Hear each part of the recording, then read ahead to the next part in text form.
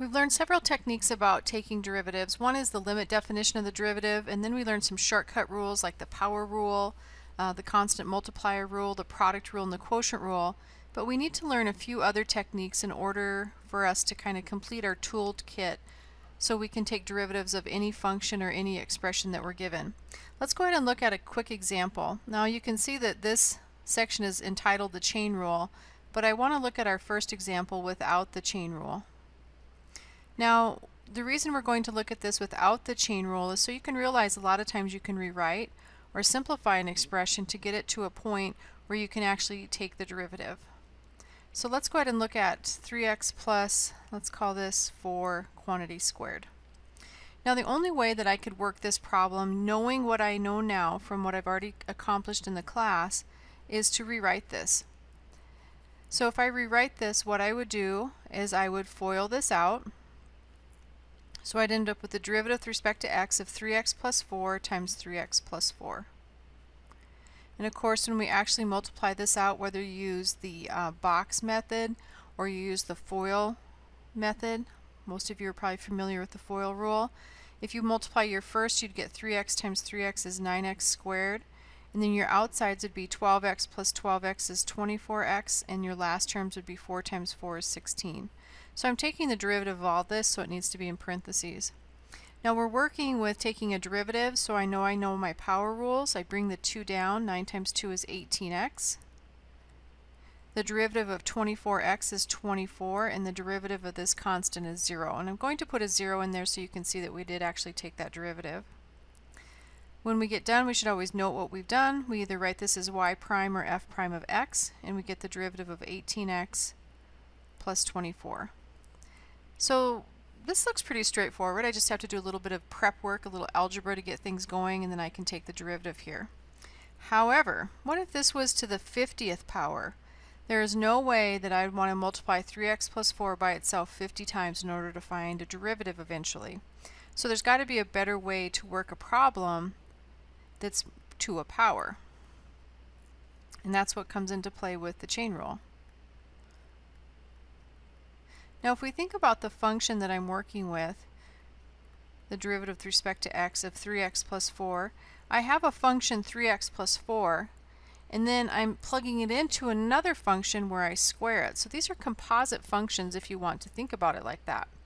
Now this idea of a composite function is going to come in really handy as I'm working with the chain rule. So with the chain rule, what I think about is the derivative of the outside times the derivative of the inside. So basically I have to look at each piece and look at the derivative parts. So derivative of the outside times the derivative of the inside.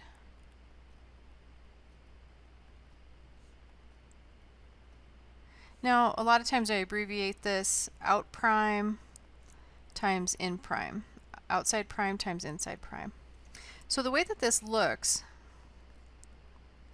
I guess I don't need to rewrite this. I can just go ahead and start taking my derivative. So I'm going to note this y prime equals the derivative of the outside. I would bring this 2 down, the argument stays the same, and I decrease the exponent by 1. So what we have right here is the outside prime, the derivative of the outside. I'm left with the derivative of the inside, so I'm going to write out what that looks like. The derivative of the inside looks like d dx of 3x plus 4. And so this is in prime. The derivative of the outside times the derivative of the inside. Because these are composite functions. I have a function 3x plus 4, and I'm plugging it into another function that says to square what I plug in. Now I haven't found the actual derivative yet. 2, 3x plus 4. 2 minus 1 is 1, so I guess we can write that as an implied 1 if we want.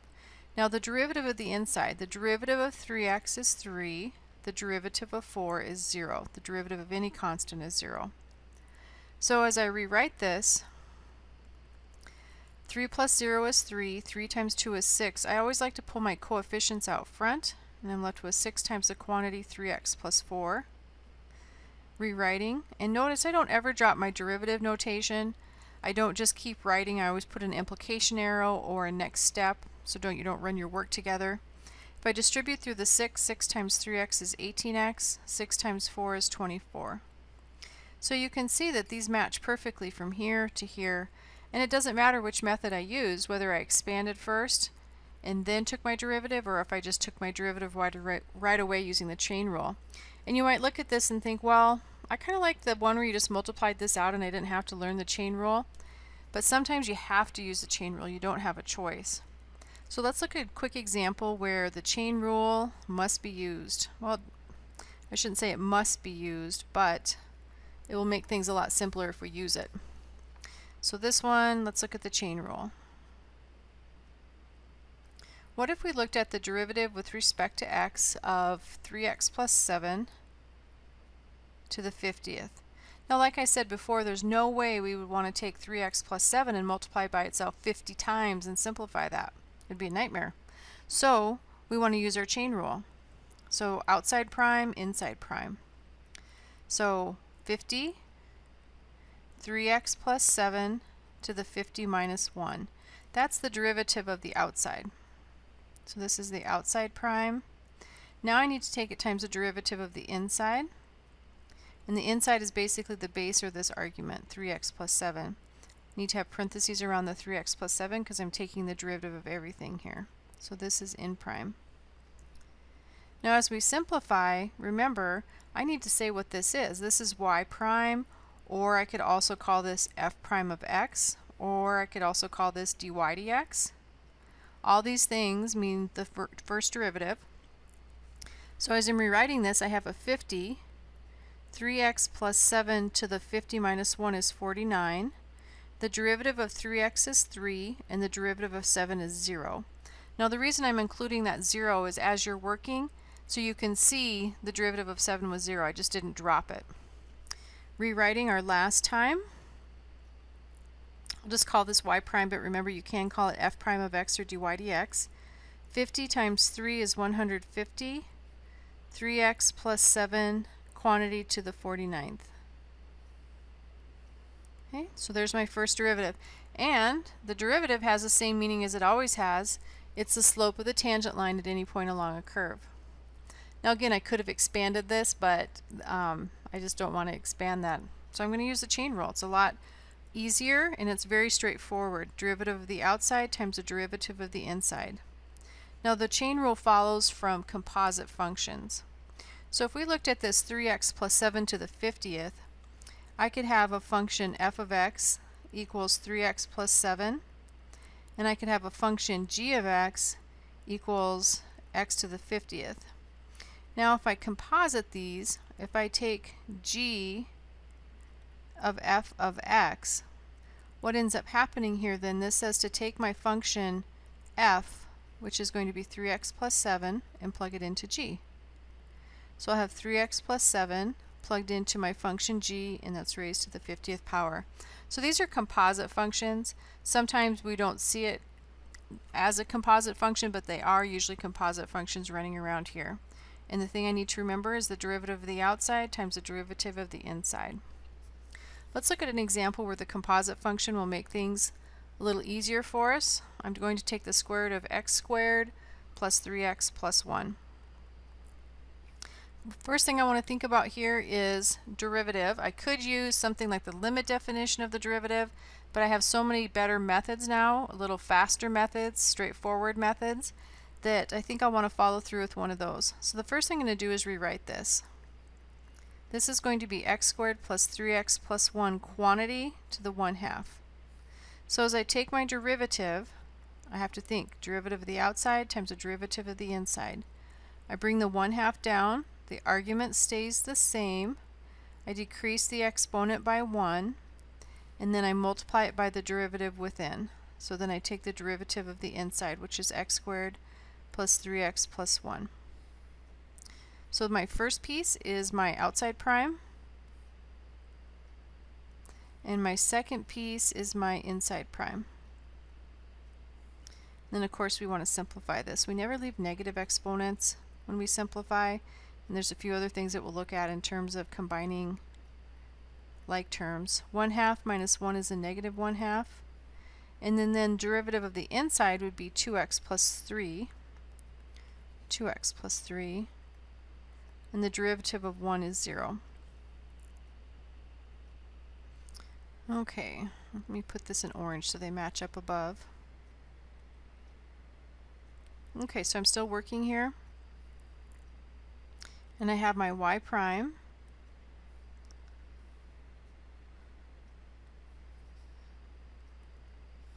is equal to, okay, I can flip this now. The 2 is in the denominator. The x squared plus 3x plus 1 flips into the denominator and it's raised to the 1/2 power. And then my other term I have is times 2x plus 3.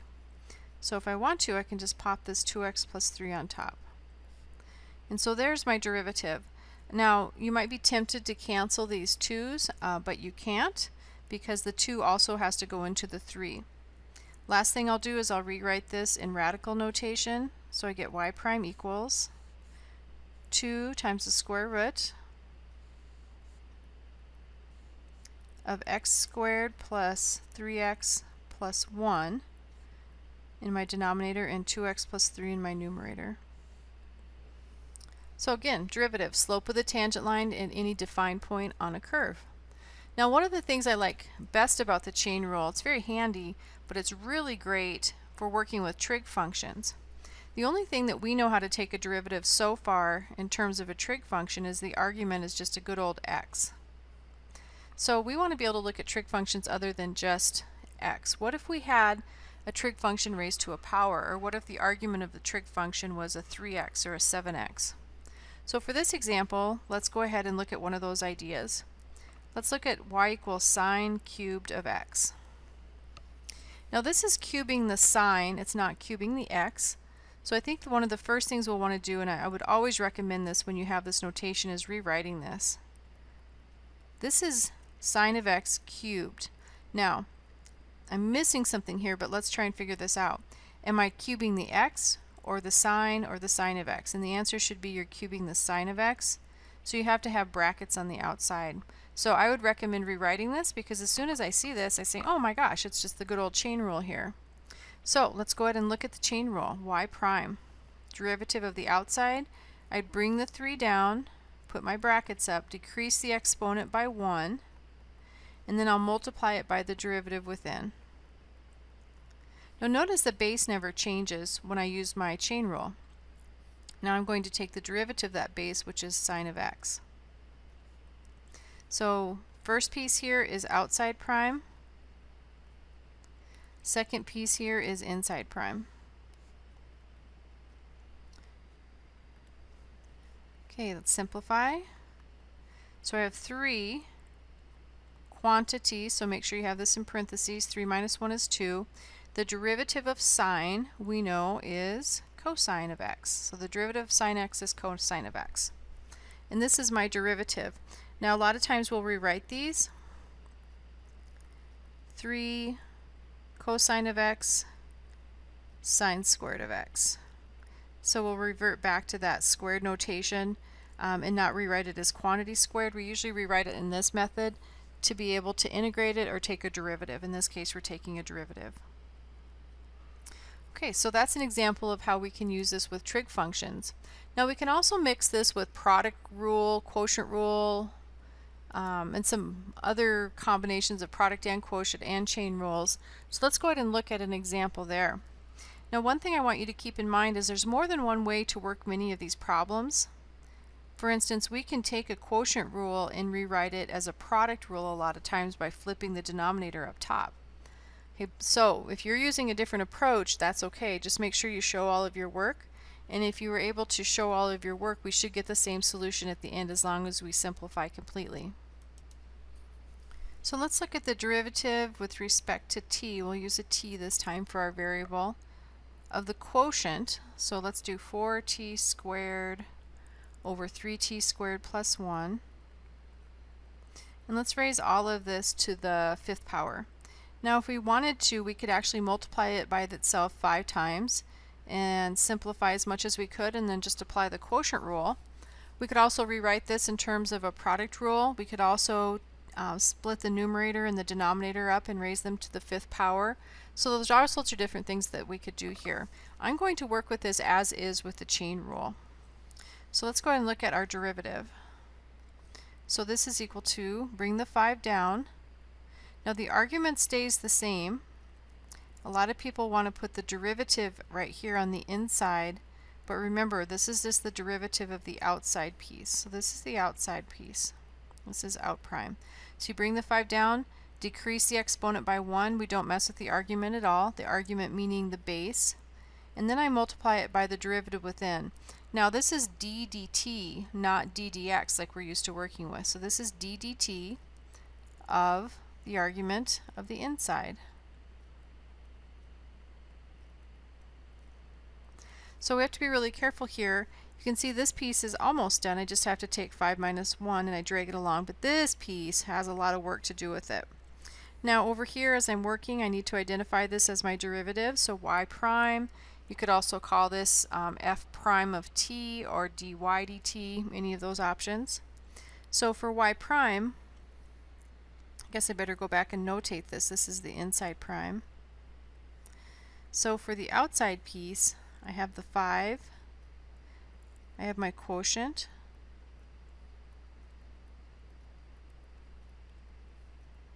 five minus 1 is 4. Now this piece is going to be the quotient rule.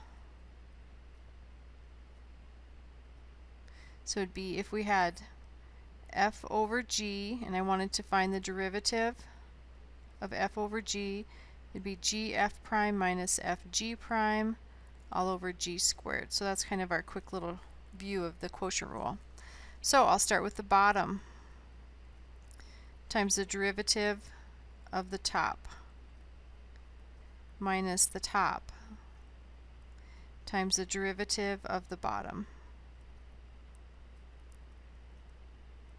all over the bottom squared.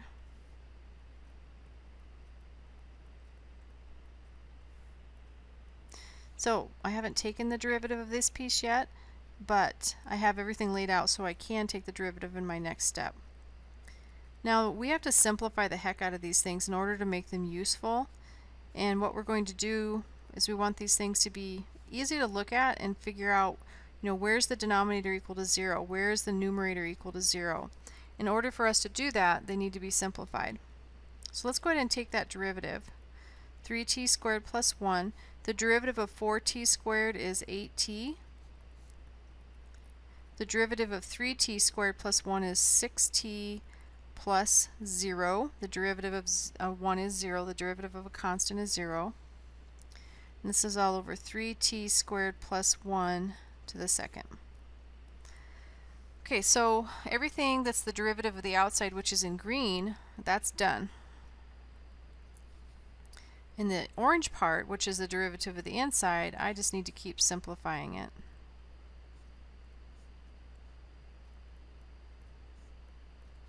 So let's look at that. I'll distribute the 8t, so I get 8 times 3 is 24t cubed plus 8t minus 24t cubed. That's good news. We had lots of things canceling here. And then I have 3t squared plus 1 quantity squared. So we had some canceling occur here. 4t cubed minus, 24t cubed minus 24t cubed is 0. So it looks like in the numerator, I'm just left with an 8t here. So again, simplifying these is important. Getting it to a spot where I can look at these and analyze the numerator and denominator is going to be important. So what I'm going to do is I'm going to split the numerator and the denominator up with my quotient, and I can raise each of these to the 4th power. And then over here in my orange, I have an 8t left in the numerator and a 3t squared plus 1 quantity squared in the denominator. Okay, so working across the top here, I have 5 times 8t, looks like 40t, and then I have a 4 to the 4th times t squared to the 4th, and this is all over 3t squared plus 1 to the 6th. because I have to the fourth times squared. 4 plus 2 is 6. So again, I'm still simplifying here. So I have a 40t. 4 to the fourth is 4 times 4 is 16, times 4 is 64, times 4 is 256. And t squared to the fourth is t to the eighth. When you raise a power to a power, you multiply the powers.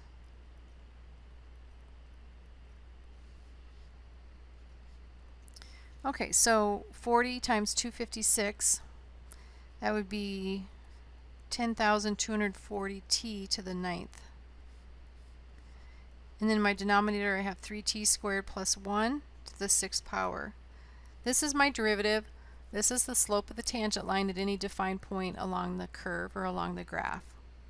So simplifying these completely is important, and you will be graded on not only your ability to take the derivative, but on your ability to simplify these expressions. And they take a lot of space, so I'll make sure on your exams that you have plenty of space to show your work. Now we talked about how the chain rule is similar to using a composite function. And this next example that we're going to look at really gets after that idea of the composite function. So this example is the chain rule using a table.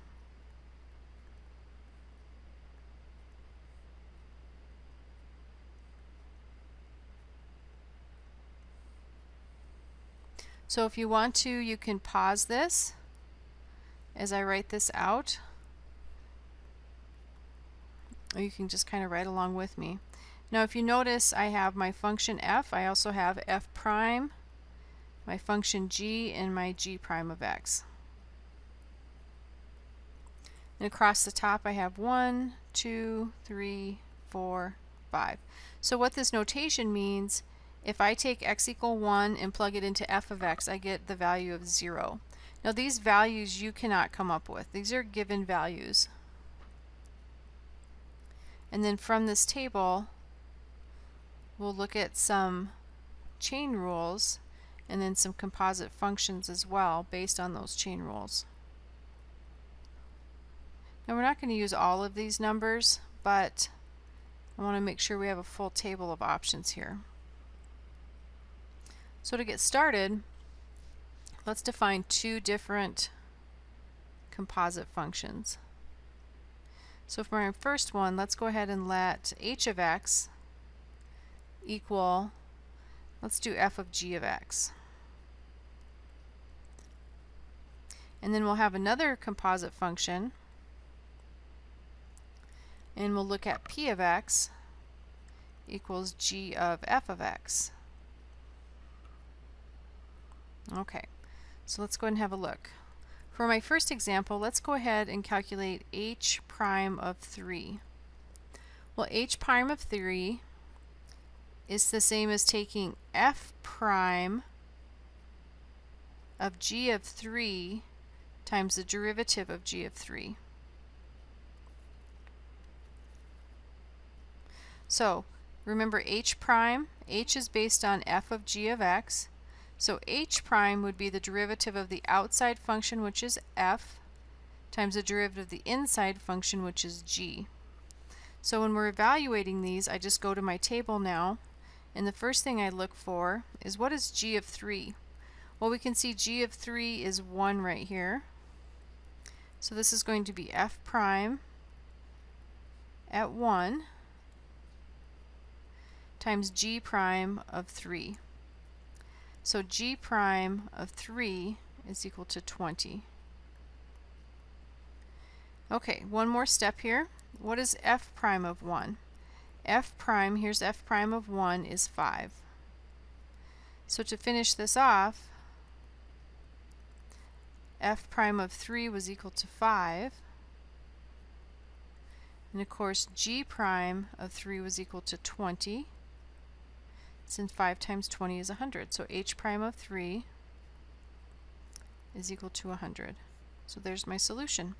So again, let's look at this one more time.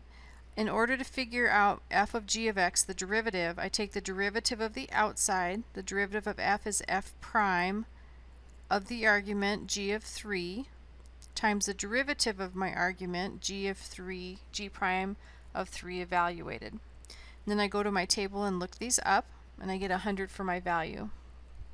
Let's go ahead and look at another one. Let's look at a p this time. Let's look at p of 4, let's say. I want to make sure we can see our table. P of 4, p prime of 4. So p prime of 4, I take the derivative of the outside, which would be g prime of f of 4 times the derivative of the outside, g prime of f of 4 times the derivative of the inside, which would be f prime of 4. The inside means the derivative of the inside of the composite function. So let's go ahead and get started. F of 4. So here's f of 4 is 1. So I have p prime at 4 is equal to g prime at 1. F prime at 4. So here's f prime. Here's f prime at 4 is negative 8. So the next thing that we'll look at is what is g prime of 1? Well, here's g prime. G prime at 1 is 2. So this is equal to 2 times negative 8. So p prime at 4 is equal to 2 times negative 8, which of course is negative 16. So being able to use one of these tables is really interesting. You don't even have to know the function in order to use these. You can just go after the functional values because we have a specific point that we're working with. Now I talked a little bit earlier about how the chain rule is really nice to be able to work with trig functions. So let's look at an example where we can work with a trig function. Now this is an embedded trig function, so I have a triple chain rule on this one. This one, the argument of my trig function is another trig function. So let's look at the derivative with respect to x of the sine of the cosine of x cubed. So this is why it's called a triple. I have a sine, I have a cosine, and I have an x cubed. Those are all things that I'm going to have to take the derivative of eventually. So to get started with this derivative, we're going to take the derivative of the outside. So the derivative of sine is cosine. So the cosine, again, the derivative of sine is cosine. The argument doesn't change. Now this is another showing why it's so important to put parentheses around the arguments of your trig functions. So this is the derivative of the outside. The derivative of sine of the argument is the cosine of the argument. Now we take it times the argument prime. Now this notation, I'm cubing the x, I'm not cubing the sine. So this is the inside prime. So let's call this one dy dx for my derivative. I could also call it y prime or f prime of x. So the outside prime doesn't change. This is the cosine of x cubed. The inside prime is what's interesting here now. The derivative of the cosine is going to be a negative sine of the argument times the derivative with respect to x of the argument. So this is where it chains back.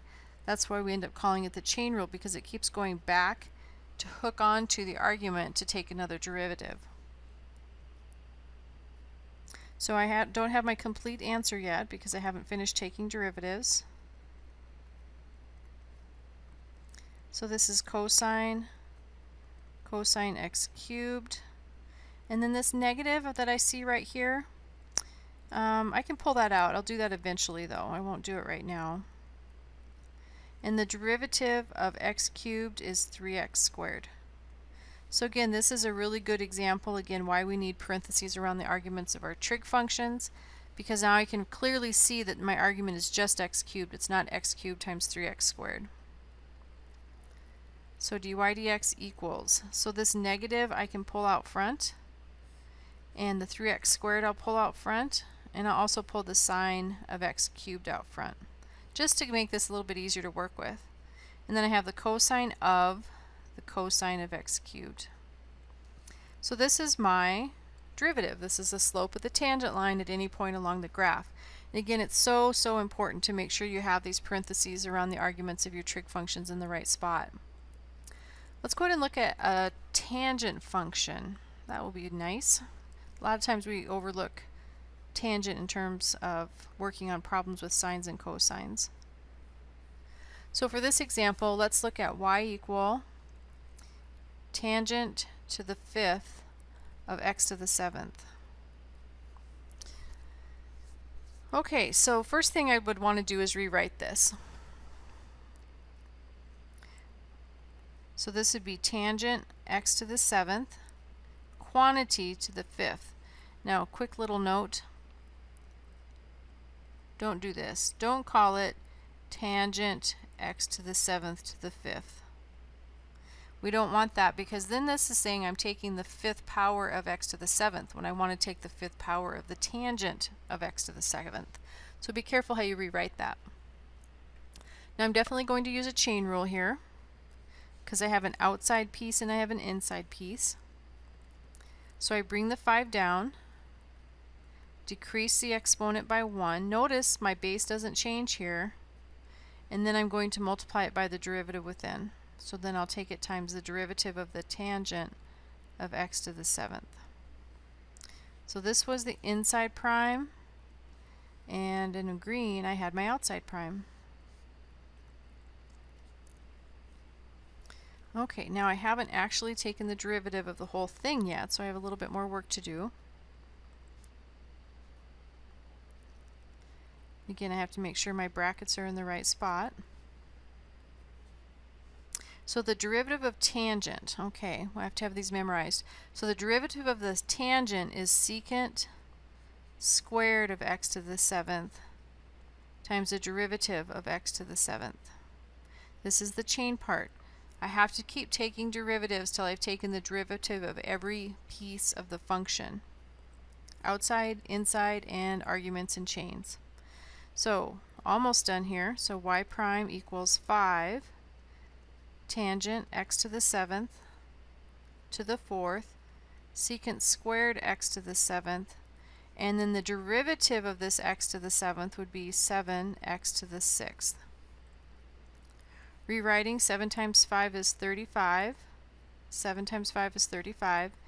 X to the sixth, secant squared x to the seventh, tangent to the fourth x to the seventh. This is my derivative. Now, order doesn't matter when you're multiplying, so if I wrote tangent to the fourth x to the seventh and then secant squared x to the seventh, it wouldn't matter. That's just, for some reason, my preference on how to write it. Okay, but order doesn't matter when you multiply. However, we do like to pull all of those coefficients out front when we can. So that's another good example of using a trig function. Let's go ahead and look at an example where we are combining a product rule and a chain rule. So the derivative with respect to x, let's do x squared square root x squared plus 1. So the first thing I want to do is rewrite this. So the derivative with respect to x of x squared plus 1 to the 1/2. So I have a product here. I have a product x squared and x squared plus 1 to the 1/2. So this is my f and this is my g. So what I have here then is a product rule. So for my product rule, if I'm taking the derivative with respect to x of f times g, this is first times the derivative of the second plus the second times the derivative of the first. I'm going to call this one dy dx. We could also call it f prime of x. We could also call it y prime. Those are all different notations that mean the same thing. So first is x squared times the derivative of the second. So that's a derivative with respect to x of x squared plus 1 to the 1/2 plus the second times the derivative of the first. And there's my product rule. Now I haven't done anything with the chain yet. The chain will be right up here. So continuing to work, I have dy dx equals x squared.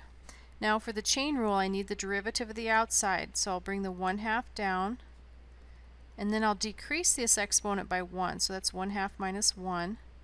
And then I need to take the derivative of the inside of that chain piece. So again, this is the outside, this is the inside.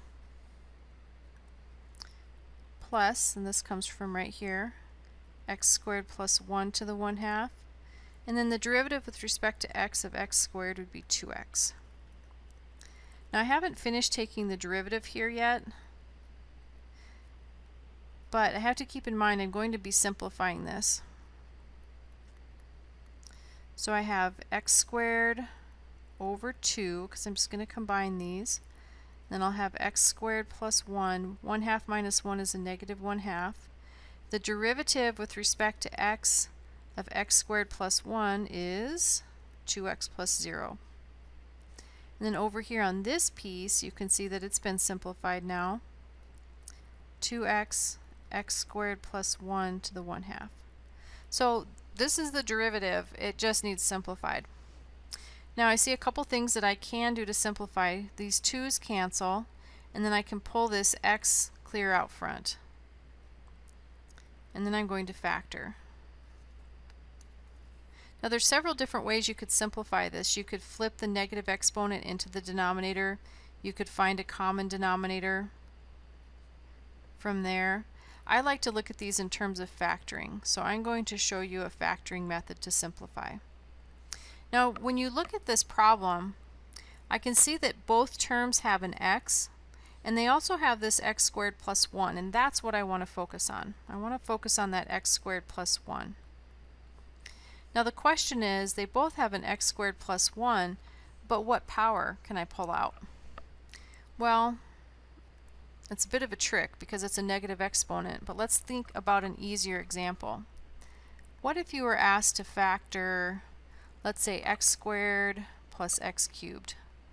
When you factor that, what you would do is you would pull out the lowest power. You'd pull out the x squared and be left with 1 plus x. So this is a little side note to remind us that the only power I can pull out is the lowest power. So in my exponent here, what's the lowest power between a negative 1/2 and a positive 1/2? It's a negative 1/2. So if I factor out an x squared plus 1 to the negative 1/2, my first term, the remaining factor, is x cubed. My second term, the remaining factor, is a 2x times x squared plus 1 to the first. Now let's double check that again. If I factor out a negative 1/2, I have to think backward. Negative 1/2 plus what will give me a positive 1/2? And of course it's negative 1/2 plus 1 yields a positive 1/2. So simplifying continues.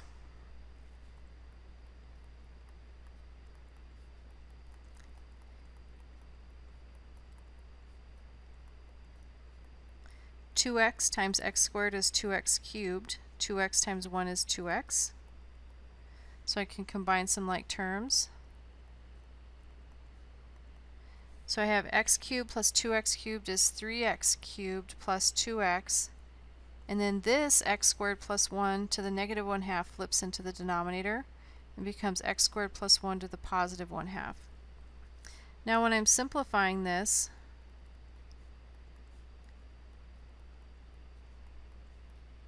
I'm going to rewrite this in radical notation. So I'll have x squared plus 1 square rooted in the denominator.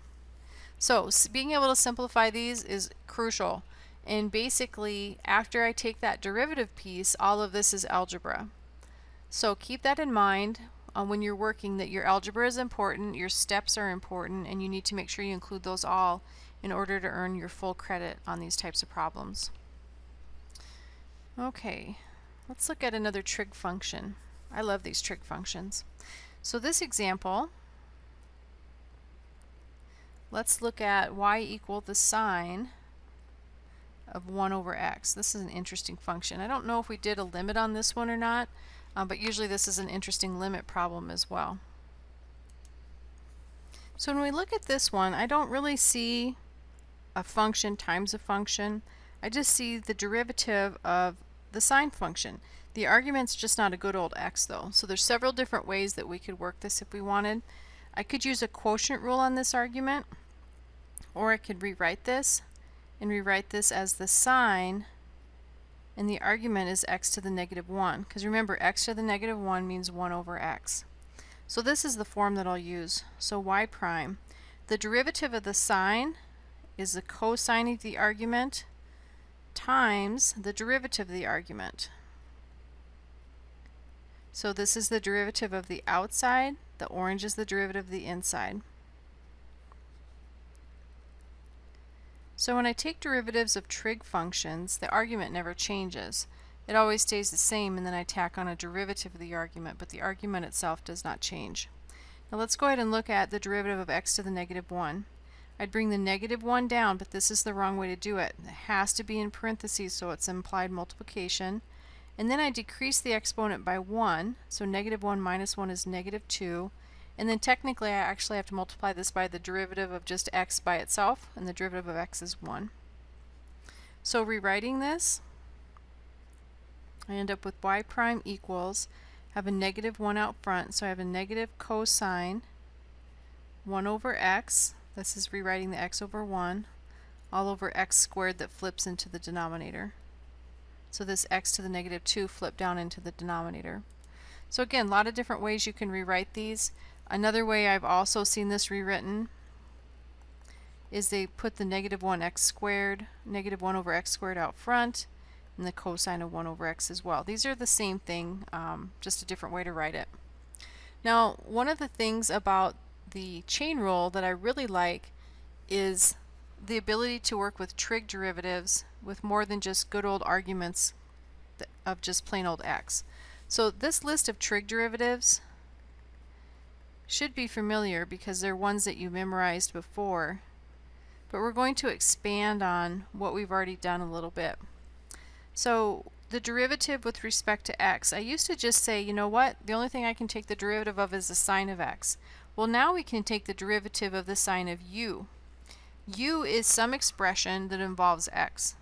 Okay, it's some sine of x squared, sine 1 over x, sine x cubed, something like that. So the derivative of the sine of u is the cosine of u times the derivative of u. So cosine u, u prime. So this is our list that we want to have memorized. The derivative of the tangent u is secant squared of u, u prime. The derivative of the secant of u is secant u tangent u. You have to have arguments with each of these, u prime. The derivative with respect to x of cosine of u, the derivative with respect to x of cotangent u, and the derivative with respect to x of cosecant u are all negative. Remember, they're cosecant, cotangent, cosine, and for cosine would be negative sine of u, u prime. Cotangent is negative cosecant squared of u, u prime, and cosecant u is negative cosecant u, cotangent u, u prime. So a couple of things to remember. You need to make sure you take the derivative within. So the derivative without, the derivative of sine is cosine of the argument times the argument prime.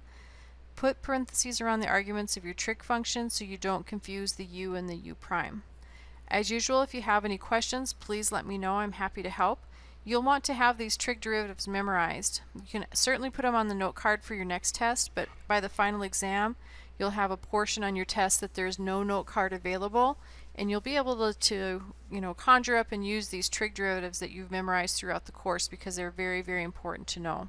If you have any questions, please let me know. You can use the Pearson Connect option. You can also take a screenshot of what you're working on and text it to me, and I'm happy to help you as well. Good luck!